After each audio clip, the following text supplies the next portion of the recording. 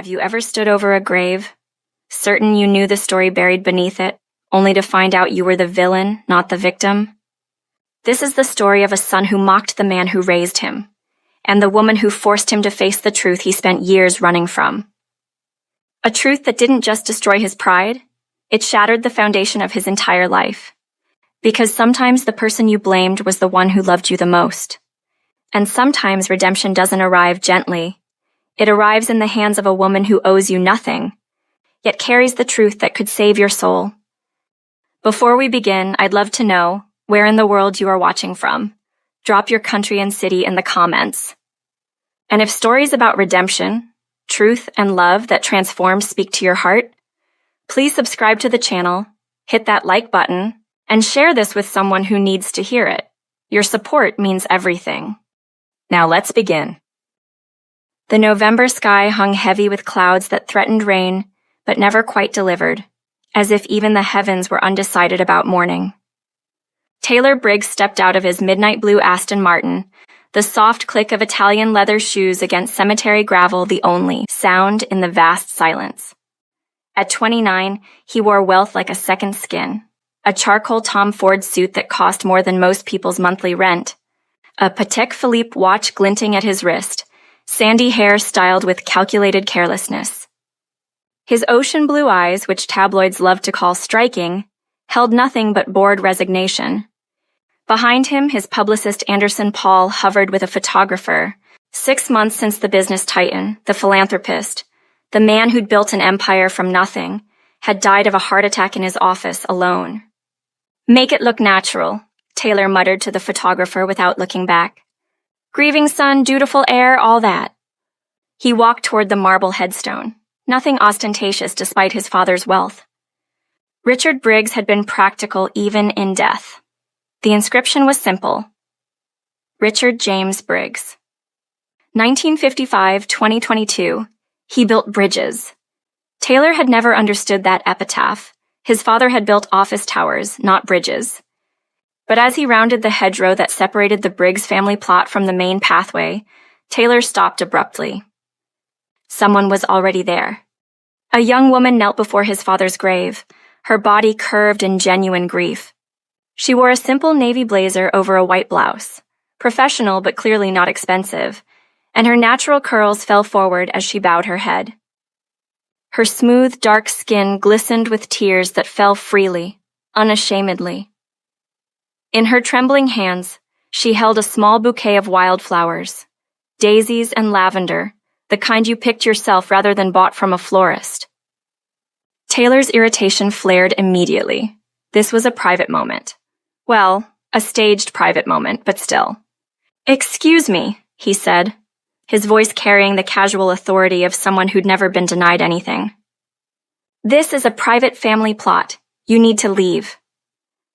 The woman's head snapped up, and for a moment, Taylor saw the raw devastation in her eyes before it hardened into something else. Something fierce. She stood slowly, wiping her tears with the back of her hand, and Taylor found himself taking an involuntary step back. She was petite, barely 5'3", but the way she looked at him made him feel oddly small. "Private?" Her voice was low, controlled, but vibrating with barely contained emotion. "You've been here, 5 minutes? For a photo opportunity. I've been here an hour, grieving a man who actually deserved it." Taylor felt his jaw tighten. "And who exactly are you to judge how I mourn my father?" "Camille Foster." She said her name like a challenge. "Your father saved my life. Put me through university, gave me a career, a future, everything. While you—" She stopped herself, eyes flickering to the photographer who'd come up behind Taylor, camera raised. The click of the shutter was obscenely loud in the cemetery silence. Camille's expression shifted, grief giving way to disgust. She looked at Taylor, really looked at him, and he felt exposed in a way that was deeply uncomfortable. Those dark eyes saw through his expensive suit, his calculated posture, straight through to something he didn't want examined. "Enjoy your publicity, Mr. Briggs," she said quietly, but every word cut like glass. "Some of us are here because we actually loved him." She walked past him, shoulders straight despite the tears still streaming down her face. Taylor watched her go, caught between irritation and something he couldn't quite name. Shame. No, he didn't do shame. Did you get the shot? He asked the photographer, turning away from the departing woman. Got several, Anderson Paul finished, already typing on his phone. The internet's going to eat this up. Taylor looked back at his father's headstone. The wildflowers Camille had left were simple, hand-picked, infinitely more personal than the elaborate arrangement his assistant had ordered. He found himself staring at them, at the water droplets that might have been rain or might have been tears. Let's go, he said abruptly. I have a lunch meeting. He didn't look back as he walked away, didn't see the way the clouds finally broke, rain falling on the fresh flowers like the tears of heaven his father would never receive, from his only son. Taylor woke up to his phone exploding, not literally, though the incessant buzzing made it feel that way. 53 notifications, 71, 92. He groaned, reaching for the device on his nightstand, squinting against the morning light filtering through his penthouse windows. The first message was from Anderson. Call me now. The second was from his mother. Taylor, what have you done? The third was from his uncle Jonathan. We need to talk about damage control. Frowning, Taylor opened Twitter, or X, or whatever it was called this week, and his stomach dropped. He was trending number 3 nationally, right between some political scandal and a celebrity breakup. Briggs Air Cemetery confrontation rich boy problems. The video had gone viral. Someone, not his photographer, someone else who'd been at the cemetery, had captured the entire exchange. The footage was grainy but clear enough. Taylor in his expensive suit, bored expression, photographer in tow. Camille's tear-stained face as she stood, the wildflowers shaking in her hands. The audio was muffled but devastating. 5 minutes, photo opportunity. Grieving a man who actually deserved it. Some of us are here because we actually loved him. The comments were brutal. A justice warrior. Rich kid can't even pretend to care about his dead dad. Disgusting. Our Truth Seeker 2024. Who is this woman? She clearly loved Richard Briggs more than his own son did. Social justice now. The way she looked at him, that's the look you give someone who's beneath contempt. Taylor threw his phone across the room, watching it bounce harmlessly off his leather sofa. This was impossible. He'd controlled every narrative about himself for years. The playboy heir, the charming CEO in waiting, the face of young entrepreneurship. One woman with wildflowers was not going to destroy that. His phone, the second one for business, rang immediately. Anderson Paul's name flashed on the screen. Have you seen... Anderson started. Yes. Your approval rating has dropped 17 points overnight. 17. The board is panicking. Your mother called me 3 times. Your Uncle Jonathan wants an emergency meeting. So we do damage control. Issue a statement. Say the video lacks context. Taylor. Anderson's voice was strained. People don't want context. They want blood. Your blood. They've been waiting for you to mess up, and you just handed them a gift-wrapped scandal. Then what do you suggest? Taylor snapped, moving to his kit paw and jabbing the button on his espresso machine harder than necessary. Apologize, publicly. Show remorse, show humanity. The internet loves a redemption arc. Taylor's hand froze on his coffee cup. You want me to apologize to some woman who clearly loved your father? Anderson interrupted. Yes, that's exactly what I want you to do. Because right now, she's the hero and you're the villain. And villains don't get to inherit billion-dollar companies. The line went dead.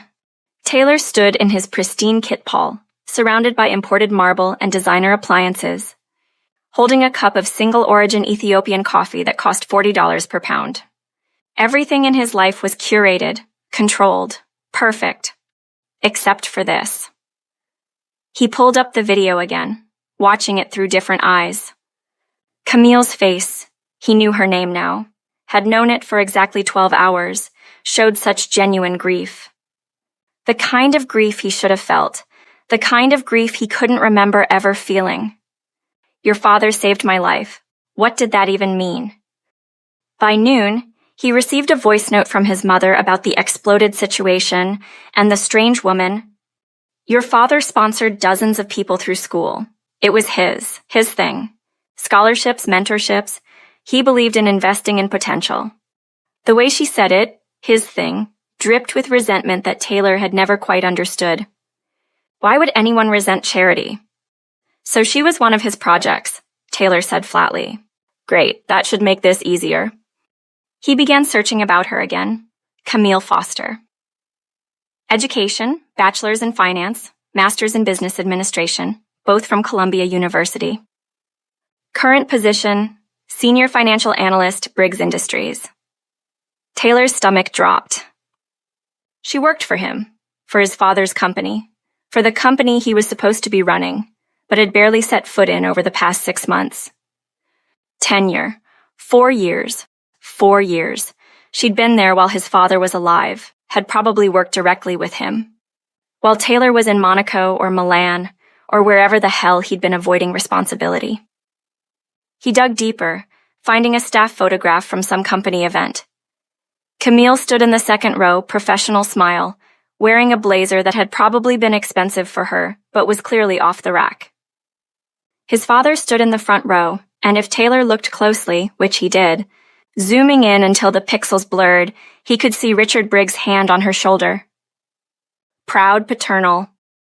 Taylor slammed the laptop shut. Fine. She worked in his building, in his company. That made this simple. He'd go to her office, apologize with witnesses, let the PR team document it, and move on with his life. He didn't let himself think about why his hands were shaking as he called his driver. Briggs Industries headquarters occupied 30 floors of prime Manhattan real estate. Taylor had been to the building exactly 7 times in 6 months, always for board meetings, always in and out in under 2 hours. He didn't know where the cafeteria was. Didn't know that the 12th floor housed the innovation lab his father had been so proud of. Didn't know that the company ran a free daycare for employees' children, or that his father had personally interviewed every scholarship recipient. He knew the executive floor. That was enough. Except now he was on the 18th floor, finance division, feeling oddly like an intruder in his own family's company. Employees looked up as he passed, surprise and suspicion flickering across faces. He heard whispers. Is that Taylor Briggs? What's he doing down here? Did you see the video? His jaw tightened. Let them stare. Camille Foster's office was tucked at the end of a row of cubicles, a small windowed space that spoke of rising status but not yet arrival. Through the glass, Taylor could see her hunched over spreadsheets, natural curls pulled back in a practical ponytail, reading glasses perched on her nose.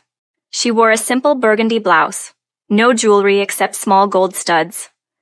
Professional focused, nothing like the grieving woman from the cemetery. He knocked, once, sharp, authoritative. She looked up and the recognition in her eyes was immediate. So was something else, something that flickered and died before he could identify it. Then her expression settled into cool disgust. Security let you in, she said, her voice flat as she returned her attention to her computer screen. Or did you finally learn where your own company's departments are? Taylor felt his prepared speech, the one Anderson had written, the one about grief and misunderstanding, evaporate. I came to apologize for yesterday. The media? She cut him off, finally looking at him fully. You're here because your image took a hit, not because you mean it. So please, save your rehearsed contrition and let me get back to work. You don't know me. The words came out harder than he'd intended. You don't know what my relationship with my father was. Something in Camille's expression shifted. The contempt gave way to something worse, pity mixed with fury. She stood slowly, and Taylor was struck again by how someone so small could seem so formidable. For just a moment, her hand trembled. For just a moment, something raw and painful flashed across her face. Grief, yes, but something more complicated underneath. Then it was gone, locked behind steel. I know, she said, her voice dangerously quiet, that he spent 6 months trying to call you. I know because I sat in his office while he dialed your number over and over, hoping you'd pick up. I know that he watched every interview you gave, every vapid, self-congratulatory interview where you credited your prep school, your friends, your mother, everyone except him. Taylor felt something crack in his chest. He never... I know, Camille continued, each word precisely placed like stones building a wall, that he died at his desk at 7 in the evening, working late as always, and I know that he was holding his phone, that the last thing on his screen was your contact information, that he was trying to call you one more time when his heart gave out. The office suddenly felt airless. Taylor gripped the back of her visitor's chair, knuckles white. Stop. Why? Because it hurts? Camille's eyes glistened, but her voice remained steady. He spent many years hurting Taylor, many years wondering what he'd done wrong, why his brilliant, charming son looked at him like he was nothing. He was cold. The words exploded out of Taylor, years of resentment boiling over. He treated my mother like she was invisible. Their marriage was a graveyard long before he died. I watched him kill every ounce of warmth in our house, turn it into a mausoleum where nobody spoke, nobody laughed. So forgive me if I didn't rush to his deathbed. The silence that followed was crushing. Camille stared at him, and Taylor saw something shift behind her eyes. Not agreement, something else. Something that looked like a decision being made. Her hands clenched into fists at her sides, and she took a breath that seemed to hurt. You want to know why? Her voice had dropped to barely above a whisper. Do you really want to know why your father was cold? I know why. Because he chose his company over his family? Because work was more important than... Your father found your mother with another man. The world stopped. Taylor's brain couldn't process the words. They sat there, foreign and impossible, making no sense. What? Camille's hands were shaking now, visibly shaking, but she pressed on. Her eyes were bright with unshed tears, and something in her expression looked almost like she was in pain. Like telling him this was costing her something personal. You were 12 years old. Your father came home early from a business trip, wanted to surprise you for your birthday. He found your mother in their bedroom with someone else. That's a lie. Taylor's voice sounded distant to his own ears. My mother would never... His name was David Richardson. He was your father's best friend from college. Your mother had been seeing him for 2 years. The office walls seemed to be closing in. Taylor's vision tunneled, focusing on Camille's face, searching for any hint of deception, of manipulation. He found none, only grief, only truth, and something else. Something in the way she looked at him, with such focus, such intensity, as if his reaction mattered to her personally. No, he whispered. She told me. She said he stopped loving her, said he became distant, cold, that he pushed her away. He caught them. Camille's voice broke, tears streaming down her face now. He caught them, and he forgave her. For you. Because you were 12 years old and he couldn't bear to destroy your image of your mother. So he stayed in a marriage that had been gutted, lived like a ghost in his own home because he loved you more than his own pride. Taylor's legs gave out. He collapsed into the visitor's chair, head in his hands, unable to breathe. And Camille, fierce, strong Camille, had to grip her desk. He never told me, Taylor managed, his voice cracking. He never said anything. Camille sat down across from him, her own composure crumbling. When she spoke again, her voice was softer, almost tender, despite the devastating words.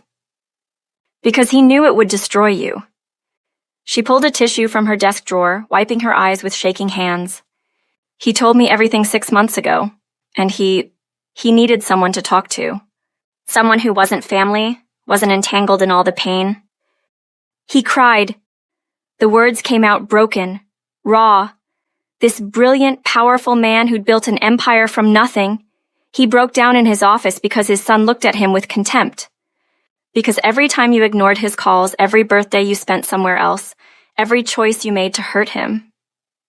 It proved to him that he'd failed, that he'd sacrificed his marriage, his happiness, and still lost his son anyway. Taylor couldn't speak, couldn't move. His entire understanding of his life was collapsing like a building with its foundations removed. And Camille watched him break apart, her own face showing such naked pain. He asked me. Camille's voice broke completely. She looked away, pressing her fingertips to her eyes. He asked me what he'd done wrong, how he'd failed you so completely, and I didn't know what to tell him because from everything he showed me, from every story he told, you were his entire world. When she looked back at Taylor, there was something in her eyes that he couldn't quite read. Stop, Taylor managed, but there was no force behind it. Please stop. He never stopped loving you, Camille said, tears flowing freely now. Every time he looked at you, he saw disappointment. So he poured everything into this company, into people like me, because at least here he could make a difference. At least here people wanted what he had to give. Taylor was openly crying now, in front of a woman he'd met yesterday. His shoulders shook with sobs he'd never allowed himself. Every memory was being rewritten, recontextualized. Your public apology, she said quietly, standing abruptly and turning away from him. Save it. The man who deserved it is dead, and nothing you say now will change that he died thinking you hated him. The words should have been cruel. Instead, they were simply true. And truth, Taylor was discovering, was infinitely worse than cruelty. He walked to her office window, looking out at the city his father had loved. The city where Richard Briggs had built something meaningful, while his son partied and squandered and judged. Why did you tell me? Taylor asked, his voice raw. You could have let me keep believing my version. It was easier.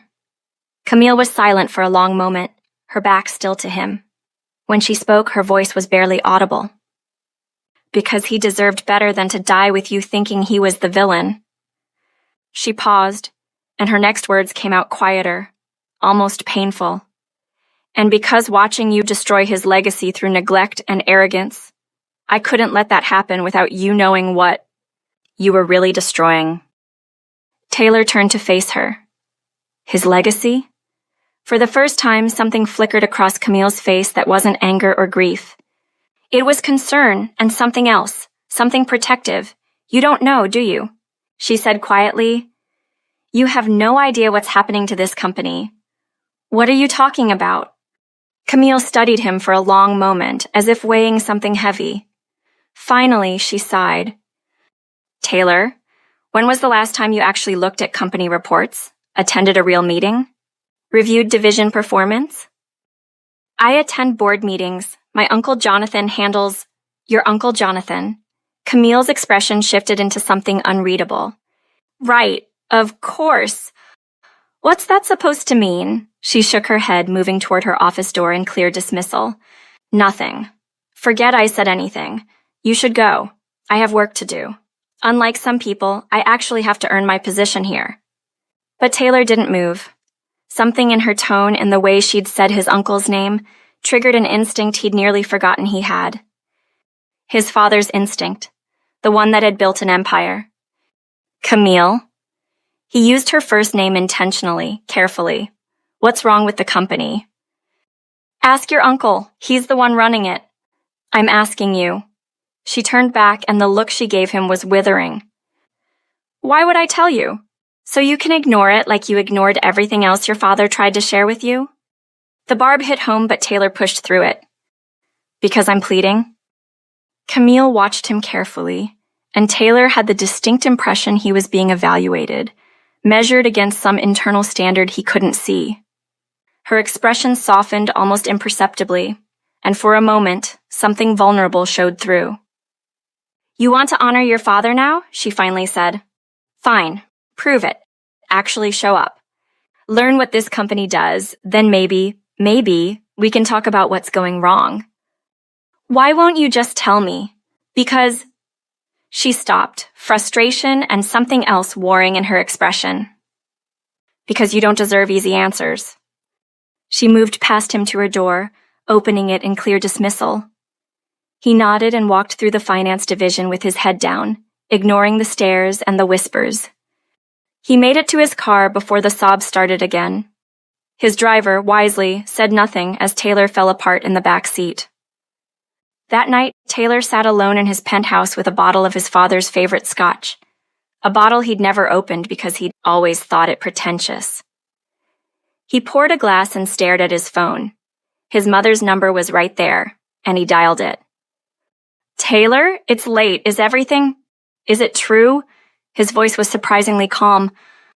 "Did you have an affair with David Richardson?" The silence on the other end of the line was answer enough, but Taylor needed to hear it. Needed her to say it. "Taylor, I don't know what... Is it true?" Louder now, the calm fracturing. "Did Dad catch you? Did he forgive you? Did he stay in that marriage for me while I blamed him for everything wrong?" He heard her breathing, shaky and afraid, then quietly, "Yes." The word hung in the air between them, destroying and clarifying simultaneously. "Why?" Taylor asked, his voice breaking.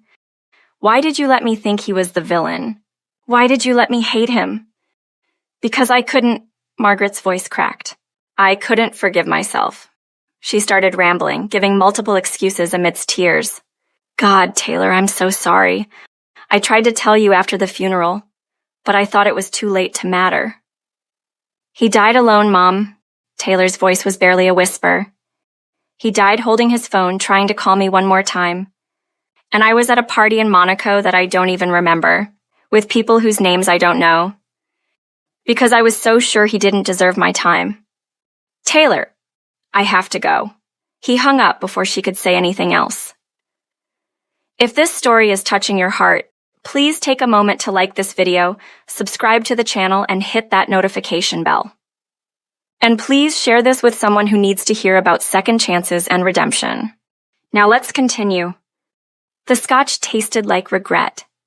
Taylor sat in his designer penthouse, surrounded by expensive things he didn't need, thinking about a man who'd built bridges, metaphorical ones, between people, between potential and opportunity, while his son had been busy burning them all down.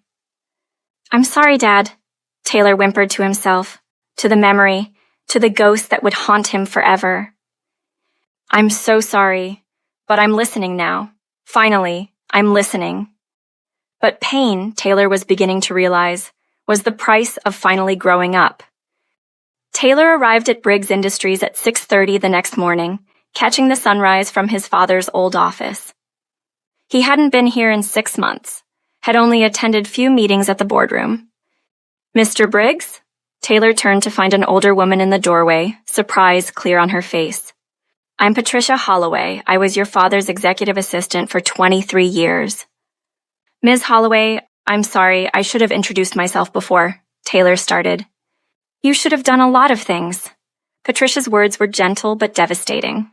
Patricia studied him for a long moment. "You talked to Camille Foster.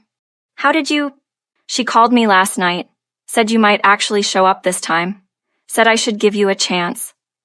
Patricia moved into the office, pulling a file from her tablet. "Your father would have wanted that. So against my better judgment, I'm going to help you." She handed him the tablet, already open to a financial overview. "This is what the board sees: steady profits, healthy margins, strong performance across all divisions." Taylor scanned the numbers. Everything looked solid. "Okay, now look at this." She swiped to a different view. "This is the actual cash flow analysis. The board doesn't request this level of detail. They trust the executive team to manage it. But your father always reviewed it personally." Taylor's business degree from Princeton wasn't just decorative. As he studied the numbers, the pattern Camille had hinted at became clearer. Money was flowing out to various subsidiaries and shell companies, then disappearing. Not into investments or acquisitions or anything that added value, just gone. "How much?" he asked quietly. "In the 6 months since your father died, approximately $120 million. Taylor's head snapped up. "That's impossible. The auditors would have caught—" "The auditors review what they're given to review. Your father always did his own forensic analysis precisely because he knew how easy it is to hide money in a company this size." Patricia's expression was grim. "I'll have the files sent to your secure drive within the hour," Patricia continued. "But Taylor, you can't do this alone. You need someone who understands the financial architecture of this company. Someone your father trusted. Camille, Taylor said quietly. Camille, Patricia confirmed. She knows this company's finances better than anyone except your father did. He was training her, grooming her for CFO eventually. She has the skills you need. She hates me. She hates what you represent, the son who threw away what her mentor cherished most. Patricia gathered her things. But if you prove you're serious about honoring your father, about protecting what he built, Camille Foster is fiercely loyal to people who earn her respect. Your father earned it. Now you need to do the same. After Patricia left, Taylor sat alone in his father's office, surrounded by ghosts and regrets. He looked at the photograph of himself at 10, carefree and loved, and made a decision. He wasn't that boy anymore, could never be that boy again. But maybe, just maybe, he could become someone his father would have been proud of. He picked up the phone and called Camille's extension. She answered on the third ring. Foster. It's Taylor Briggs. He paused, swallowing his pride. I need your help. Please. The silence stretched so long he thought she'd hung up. With what? Her voice was guarded. Someone's stealing from this company, from my father's legacy. Patricia Holloway says you're the only one who can help me figure out who. Another pause. You're serious. I've never been more serious about anything in my life. He heard her sigh. My office, 1 hour. And Taylor? If this is some PR stunt, if you're not genuinely committed to this, I will make the rest of your life very uncomfortable. Are we clear? Crystal clear. She hung up without saying goodbye. When Taylor arrived at Camille's office exactly 1 hour later, she was ready.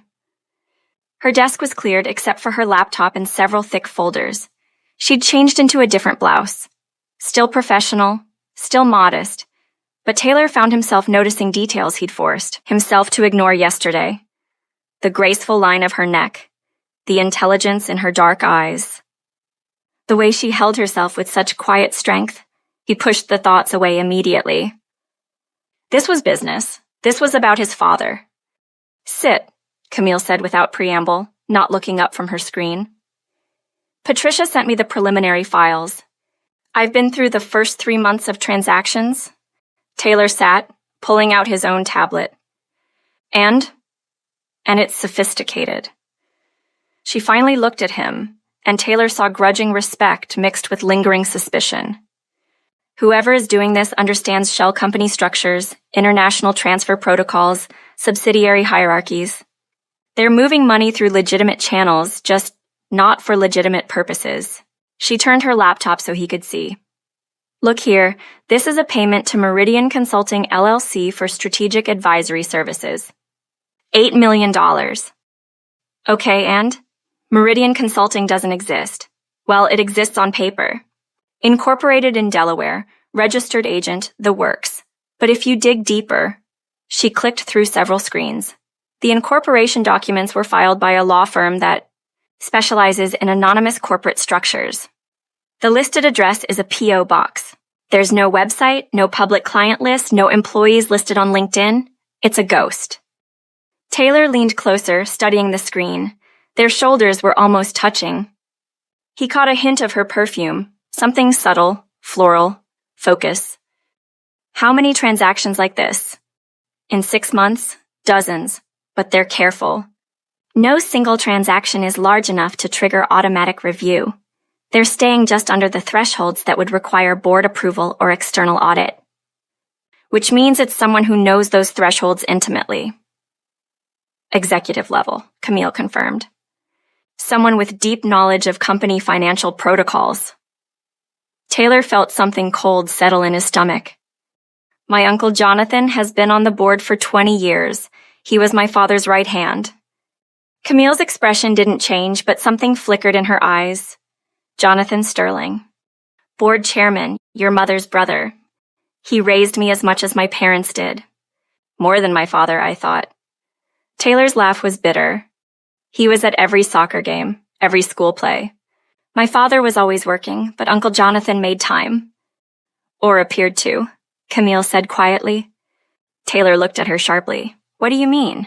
She hesitated, then seemed to make a decision. Her voice softened slightly and Taylor caught something in her expression. Concern? Something almost protective. Your father talked about Jonathan sometimes, said he loved you deeply, which was part of why their relationship was complicated. Complicated how?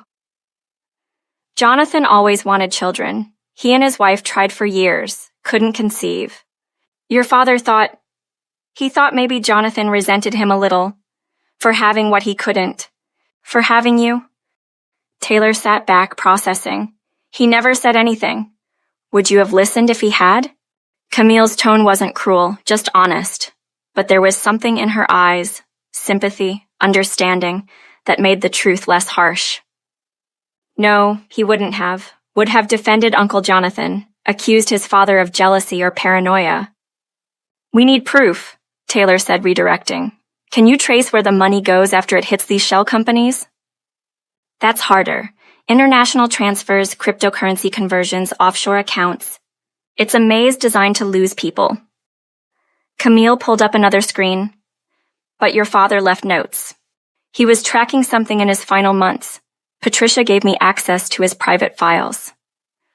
She opened a folder labeled simply RB Personal Investigation. Inside were dozens of documents, screenshots, handwritten notes in his father's distinctive script. Taylor's throat tightened seeing that handwriting. His father's careful notation. JS approved 3 separate formulary transfers in 2 weeks. Unusual. And below it, JS purchased yacht in Monaco, 6 match, same time frame. Coincidence? JS Jonathan Sterling. He knew, Taylor whispered. He knew his own brother-in-law was stealing from him. He suspected, Camille corrected gently. He was building a case, but he was also conflicted. Look at this note. She pointed to a document dated 2 weeks before Richard Briggs died. Must be wrong. Jonathan loves Taylor like a son. Would never betray family this way. Need more evidence before accusing. Could destroy T's relationship with only father figure he respects.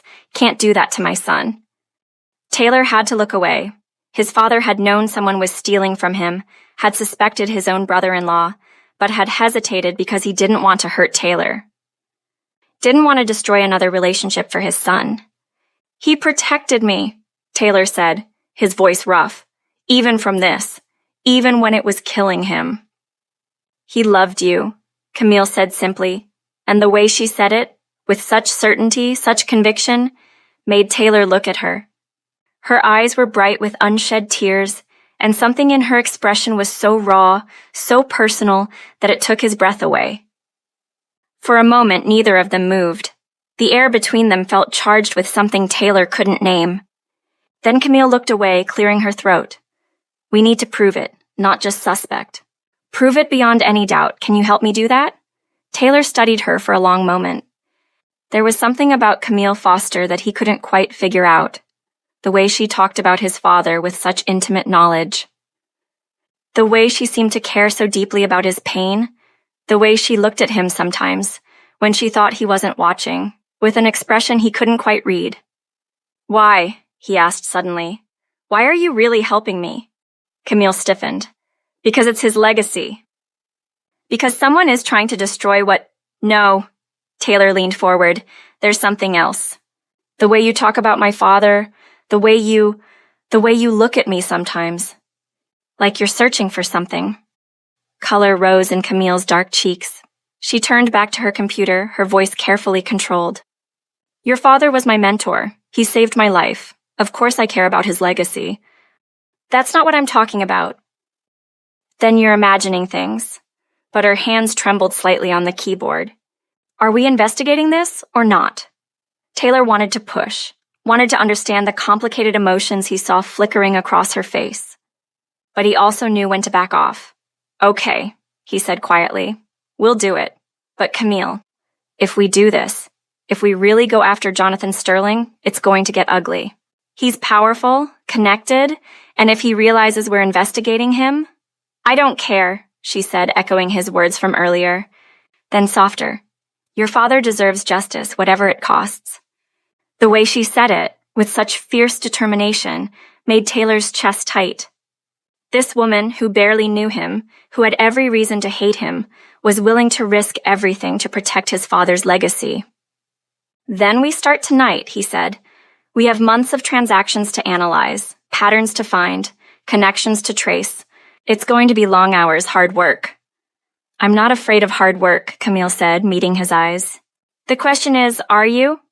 "I'm not afraid anymore. Not of work, not of the truth, not of whatever this costs me." Something in Camille's expression softened. "Your father used to say the same thing. Then I'd find him asleep at his desk at 3 a.m., spreadsheets still open on his computer. He really did that? Every week. Sometimes multiple times a week." A small smile played at her lips, the first genuine smile he'd seen from her. "He cared, Taylor, about this company, about the people who worked here, about building something that mattered. He cared so much it literally killed him." The words hit like a physical blow, but Taylor didn't look away. "Then let's make sure it wasn't for nothing." Camille nodded, and for the first time since they'd met, Taylor saw something like approval in her eyes. Maybe even the beginning of trust. "We'll need to be careful," she said. "If Jonathan suspects we're investigating, he could destroy evidence. Cover his tracks." "Then we'll be smarter than him." Taylor pulled his chair closer to her desk, close enough that their shoulders almost touched. "Show me what you've found so far. Teach me what to look for." And so they began. Two people brought together by a dead man's love, one trying to earn redemption, the other carrying secrets she couldn't quite bring herself to share. Neither of them knew it yet, but they were both already lost, Taylor to the guilt he could never quite outrun, and Camille to a love she'd been fighting since the first time Richard Briggs showed her a photo of his son and said with such hope in his voice, "Someday when he's ready, I think you two should meet." The next 4 weeks were the hardest of Taylor's life, and the most meaningful. He and Camille fell into a rhythm, mornings in his father's office reviewing high-level strategy, afternoons in conference rooms interviewing division heads and financial officers, evenings in Camille's office doing the detailed forensic work his father had started. His father hadn't just built a company, he'd built a philosophy, a belief that business could be a force for good, that profit and purpose weren't mutually exclusive. And someone had been systematically looting it. "He's been careful," Camille said one evening, 4 weeks into their investigation. It was nearly midnight. They'd ordered Chinese food hours ago. The containers sat forgotten on her desk. "Never approves the full transaction himself, always has someone else countersign. But look." She highlighted a series of transactions. Every single ghost payment has his initial approval. He starts the chain, then hands it off to someone else to finish. "So he can claim he didn't know where the money was really going," Taylor said, rubbing his tired eyes. "Plausible deniability." "Exactly. He's been planning this for years, Taylor. This isn't opportunistic theft. It's systematic embezzlement with a long timeline." Taylor stood, moving to her window. The city sparkled below, his father's city. "How much total?" "My best estimate? 130 million over 6 months. But it might have been going on longer. Your father only started investigating in his final months. Over $100 million. Stolen by a man Taylor had called uncle. A man he'd loved more than his own father. "We need to confront him," Taylor said. "Not yet." Camille joined him at the window. She was close enough that he could feel her warmth. Close enough that he noticed she smelled like jasmine and something uniquely her. "We need to trace where the money went. We have the theft, but we need to prove it ended up in Jonathan's accounts. Otherwise, he'll say the approvals were legitimate and the recipients are the criminals." "How long will that take?" "Weeks, maybe. International finance law, cryptocurrency tracking, offshore banking secrecy. It's not simple." Taylor turned to face her. In the dim light of her office, exhausted and focused, Camille looked both fierce and beautiful. He found himself noticing details he'd forced himself to ignore. The curve of her neck, the intelligence in her dark eyes, the way she chewed her bottom lip when concentrating, and something else. The way she sometimes looked at him when she thought he wasn't watching. With an expression that was complicated. Care mixed with pain, hope mixed with fear, something deeper that she quickly hid whenever he caught her. "Why are you helping me?" he asked quietly. "Really, You don't owe me anything. You probably still hate me for how I treated my father." Camille was silent for a long moment. When she spoke, her voice was careful, measured. "I did hate you. For 6 months, I hated you. Every time your father looked sad, every unanswered call, every birthday he spent working because he had nowhere else to go, I hated you for that." The words should have hurt. Instead, Taylor felt grateful for her honesty. "But?" he prompted. "But these past 4 weeks, I've seen you actually try, actually care. Stay up until midnight reviewing financial documents because you want to understand, not because someone's forcing you.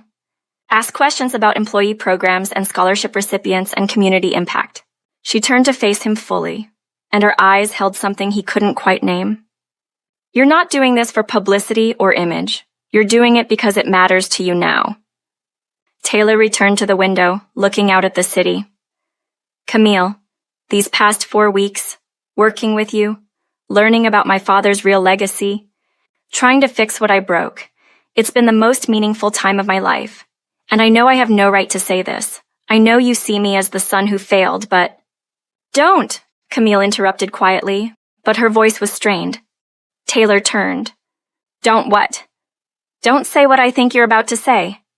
She wasn't looking at him, focused intently on her computer screen. But her hands were shaking slightly on the keyboard. "You're grieving. You're trying to make amends. You're building me into some kind of symbol. But I'm not that, Taylor. I'm just someone who's trying to help you honor a good man." "That's not what this is, isn't it?"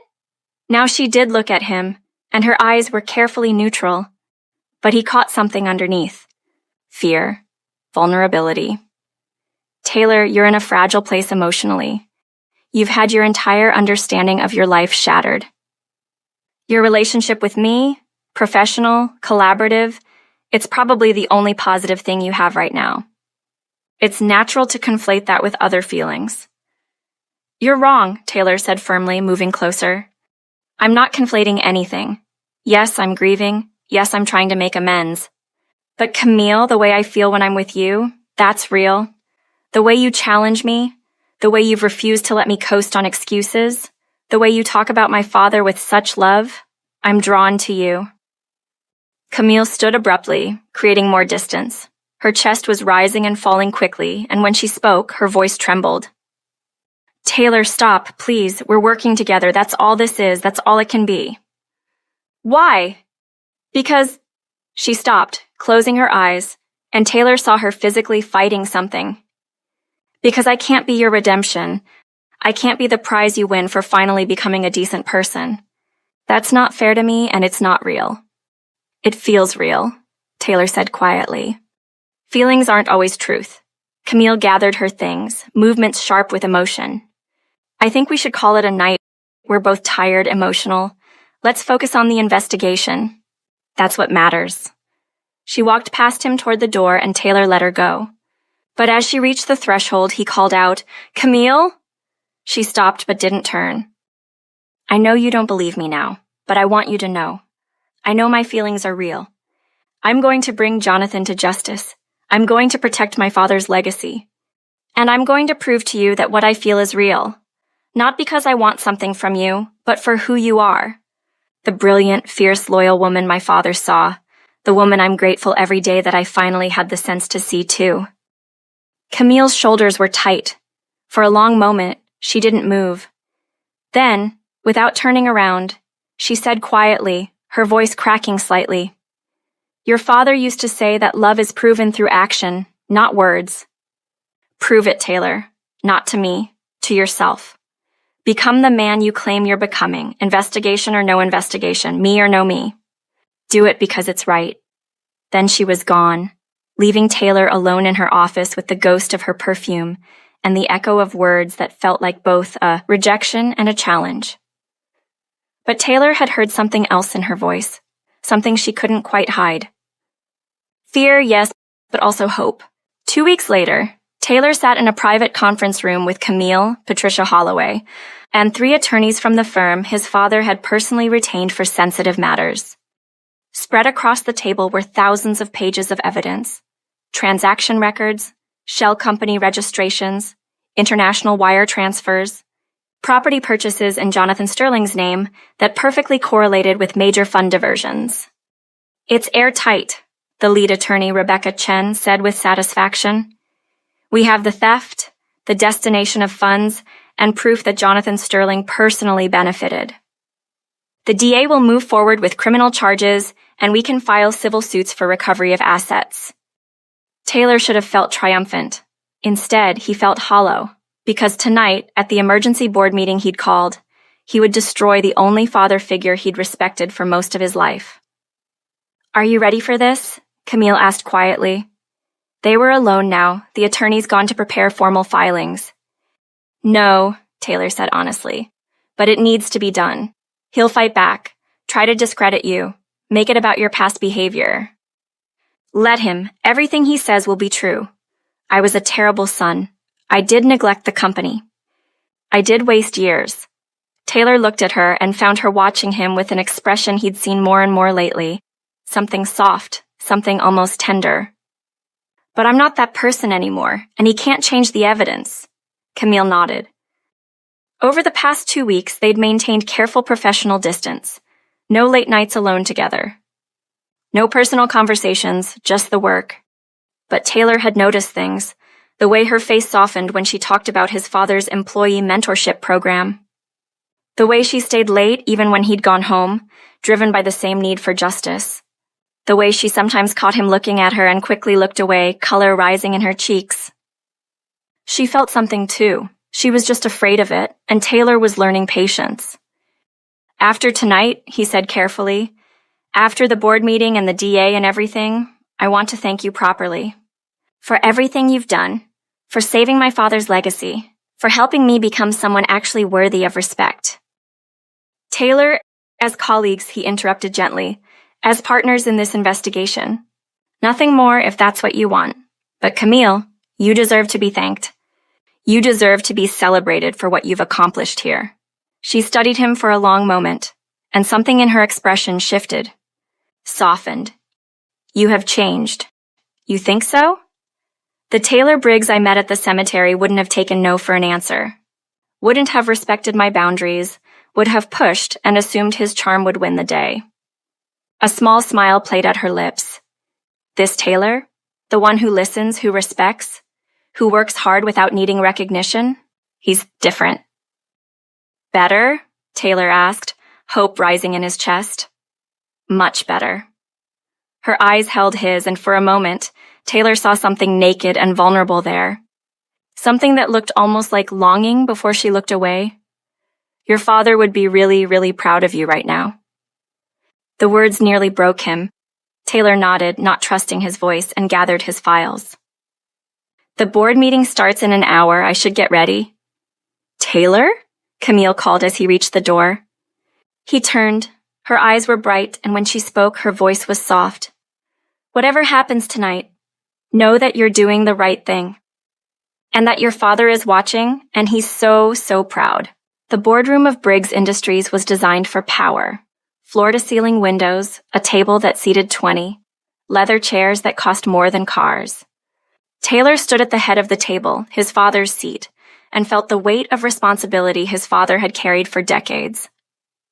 The board filtered in, division heads, outside directors, legal counsel, and Jonathan Sterling, board chairman, looking concerned but confident in his expensive suit and political smile.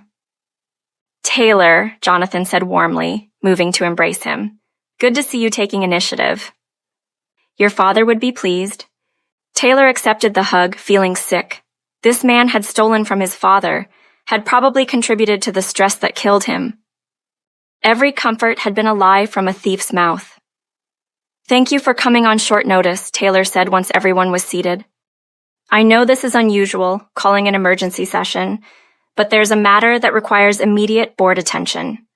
"Of course," Jonathan said smoothly. "Though I have to say, Taylor, you could have discussed this with me first. As chairman, I'd have been happy to help you understand proper procedure." "This concerns you directly, Jonathan." "So no, I couldn't discuss it with you first." Something flickered in Jonathan's eyes. "I'm not sure I understand." "You will." Taylor nodded to Patricia, who began distributing bound folders to each board member. For the past 6 weeks, I've been conducting an investigation into financial irregularities at Briggs Industries. Irregularities my father identified before his death, but didn't have time to fully document. The room went silent. Jonathan's smile never wavered, but his hands tightened on his armrests. What you're looking at is evidence of systematic embezzlement spanning at least 3 years, possibly longer. $260 million diverted from company accounts to shell companies, then transferred to offshore accounts. And eventually, Taylor looked directly at Jonathan, to properties, investments, and accounts belonging to Jonathan Sterling. That's absurd, Jonathan said, but his voice had lost its warmth. Taylor, I understand you're going through a difficult time, dealing with your father's death, your guilt. My guilt is irrelevant to this evidence. Taylor kept his voice steady. Page 12, everyone. You'll see the authorization chain for payment to Meridian Consulting, LLC. Jonathan's initial approval started the process. Page 18, you'll see Meridian Consulting's incorporation documents, filed by a law firm Jonathan's personal attorney uses. Page 23, wire transfers from Meridian to accounts in the Cayman Islands. And page 31, those same funds transferred to purchase a yacht currently registered to Jonathan Sterling. Around the table, faces were hardening as board members read. Jonathan stood abruptly. I don't have to listen to this slander from a child who spent the past 3 years partying while actual adults ran his father's company. Sit down, Taylor said quietly, and something in his voice made Jonathan pause. You're right that I wasted 3 years. You're right that I was a terrible son who didn't deserve my father's love. But you know what? He loved me anyway, protected me anyway, even from you. Taylor pulled out another document. This is from my father's private investigation file, a note dated 2 weeks before he died. He'd figured out what you were doing, Uncle John. He had most of the evidence.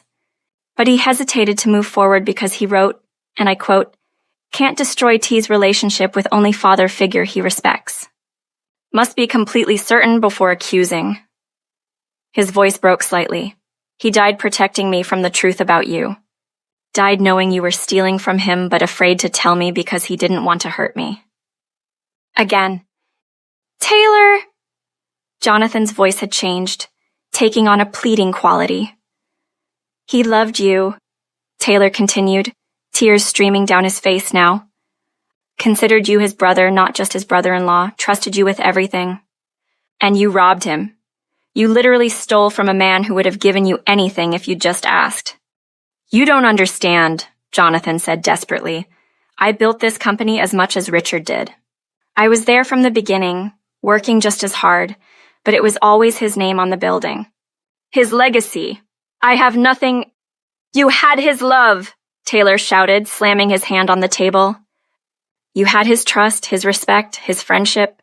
You had me calling you uncle, looking up to you. You had everything that mattered, and you traded it for money. Says the spoiled heir who never had to work for anything, Jonathan shot back, his mask finally slipping completely. You who ignored your father's calls, who embarrassed him with your behavior, who couldn't even be bothered to visit him in the hospital the week before he died. Don't you dare lecture me about loyalty. He was in the hospital? Taylor's voice was barely a whisper. The room went silent. What? Taylor looked around wildly. What hospital? When? Patricia Holloway spoke quietly. Your father had chest pains, mild heart attack. He was admitted for 3 days for observation, a week before the final attack. He didn't want anyone to know, made me promise not to call you. He specifically said not to tell Taylor, Jonathan said viciously. Because he knew you wouldn't come. Knew you wouldn't care? So don't act like you suddenly love him now that he's gone and you need to perform grief for the cameras. Taylor felt like he'd been shot. His father had been in the hospital. Scared, probably. Knowing his heart was failing, and he deliberately kept it from Taylor because he assumed, correctly, God help him, that Taylor wouldn't have come anyway. You're right, Taylor said, his voice hollow. You're absolutely right. I was a terrible son. I didn't deserve him. But you know the difference between us, Jonathan. I'm trying to become better. I'm trying to honor his legacy, to protect what he built, while you... Taylor straightened, forcing strength into his voice. You're stealing from a dead man while lecturing his son about loyalty. He looked around the table. The evidence is comprehensive and has been turned over to the district attorney's office. Criminal charges will be filed within the week. This board has a fiduciary duty to terminate Jonathan Sterling's position immediately and to pursue civil action for recovery of stolen assets. This is a coup, Jonathan hissed, a spoiled child trying to take control of a company he knows nothing about. Maybe, Taylor agreed, but I'm a spoiled child with $260 million worth of evidence. So I guess we'll see what matters more. The vote was unanimous.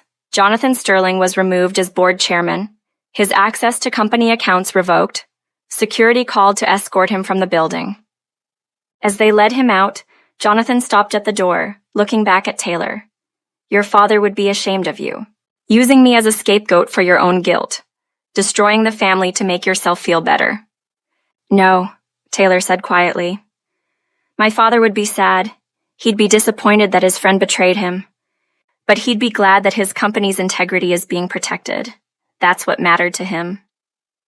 Not family politics, not personal relationships, doing what's right no matter the cost. After Jonathan was gone, the board discussed next steps, investigations, asset recovery, leadership transitions. Taylor participated, answered questions, but felt distant from it all. He'd won. His father's legacy was protected. Justice was being served. So why did he feel so empty? Taylor found Camille in his father's office. His office now, technically, though it still felt like trespassing. She was standing at the window, silhouette backlit by the city lights. You did it, she said without turning around. The board is already issuing statements. Jonathan's been formally terminated. The DA's moving forward with charges. He told me my father was in the hospital, Taylor said, his voice raw. A week before he died, and my father told people not to tell me because he knew I wouldn't come. Camille turned then, and the sympathy in her eyes nearly destroyed him. Taylor, he was right. If someone had called me, I would have made an excuse. Taylor collapsed into his father's chair, head in his hands. He was dying, and he knew his own son wouldn't come if he asked. Camille crossed the room, and to Taylor's surprise, she knelt beside the chair, her hand gentle on his arm. Your father understood you better than you understood yourself. He knew you were running from pain, the family dynamics, all of it. That doesn't make it okay. No, she agreed softly, but it makes it human. Taylor, you're not the first child to fail a parent. And your father never stopped hoping you'd find your way back. I'm too late. For him, yes, but not for his legacy. Not for the people who work here, who depend on this company. Not for the future he was building. She squeezed his arm. He would be so proud of what you did tonight. Taylor looked at her kneeling beside him, this fierce, intelligent, beautiful woman who'd saved him by telling him truths he didn't want to hear. I meant what I said, about falling for you. I know. And I know you're scared I'm just projecting or seeking redemption. He reached out tentatively, touching her face. She didn't pull away. But Camille, every day I spend with you, I see something new that makes me fall harder.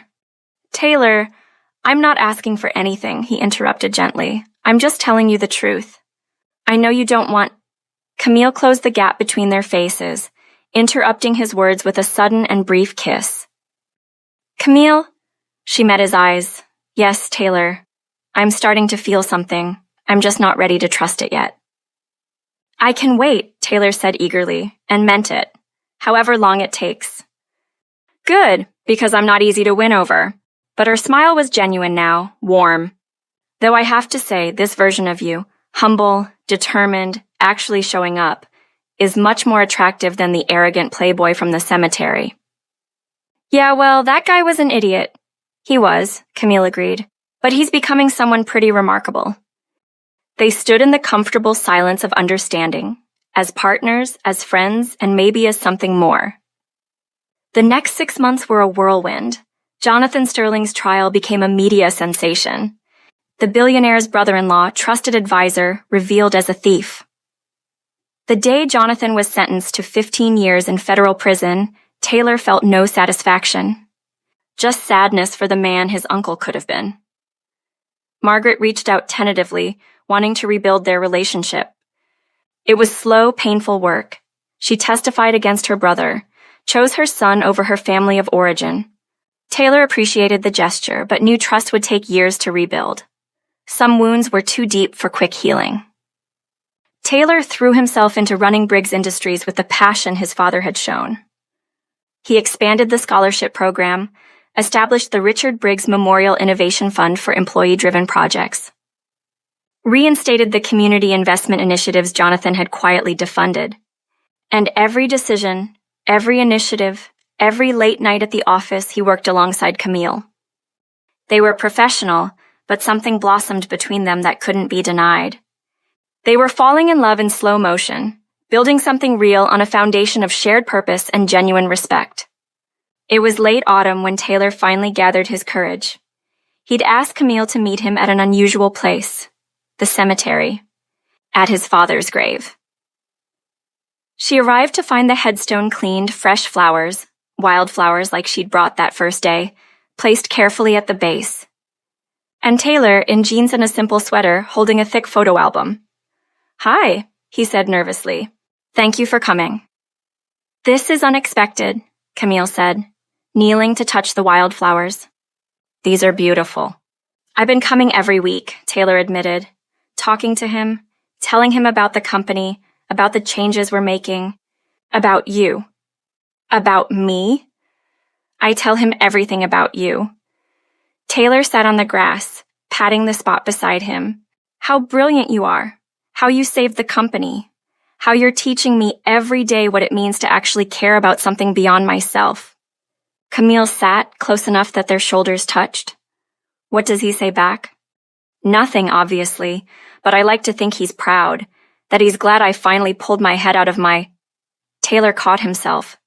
That I finally woke up. "He is proud," Camille said with certainty. "Wherever he is, he's so proud of you." Taylor opened the photo album. "Patricia gave me this. It was in his desk drawer. He'd been keeping it updated." The pages were filled with Taylor's life. Baby photos, school pictures, newspaper clippings about his rowing victories, his Princeton graduation announcement, even printouts of his social media posts. Every milestone documented, treasured, loved. "He kept everything," Taylor said, his voice thick. "Even when I wanted nothing to do with him. Even when I ignored his calls and avoided him publicly, he kept every piece of evidence that I existed, that I was his son." Camille turned pages slowly, seeing Richard Briggs's careful annotations. "Future astronaut," next to a photo of 6-year-old Taylor in a space costume. "So proud," next to his high school diploma. "He'll come back to me," next to a magazine photo of Taylor at some party, looking lost despite the smile. "He never gave up on you," Camille whispered. "No, he just ran out of time." Taylor closed the album carefully.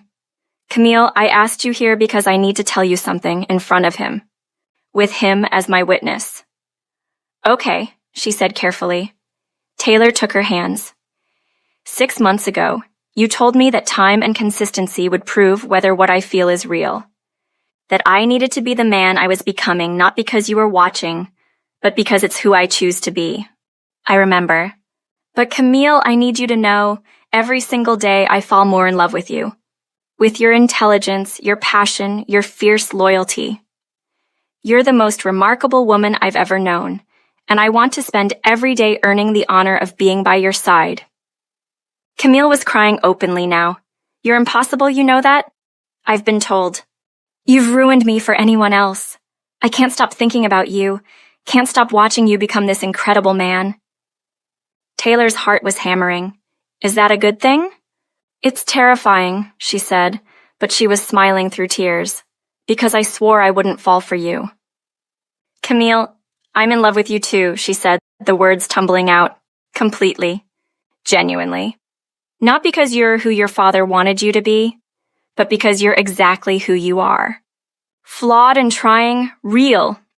Taylor felt like his chest would burst. "Yeah?" "Yeah." She laughed, watery and joyful.